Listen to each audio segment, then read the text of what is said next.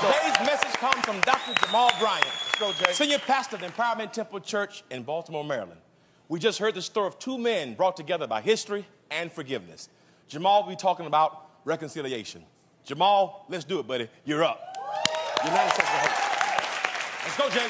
One of the hardest things you'll ever do in life is forgive somebody who's not sorry.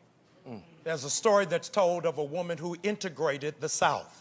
And she was the very first black woman to move into a community that was all white.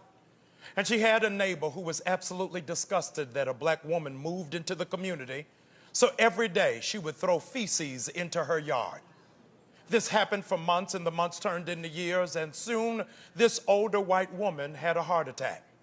And the very first person to visit her was the black woman who she threw feces into her yard. And she came and brought a bushel of roses.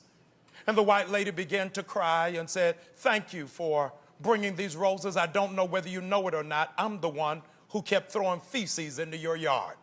She said, "Yes, I know." She said, "Did you buy this from the local floral shop?" "No." Come on. "Did you order it over the phone?" "No." She said, "You don't even know. These roses grew from the feces you threw in my yard. You meant it for evil, but God meant it for good." It's hard to forgive, but when you forgive, you'll come out smelling like a rose.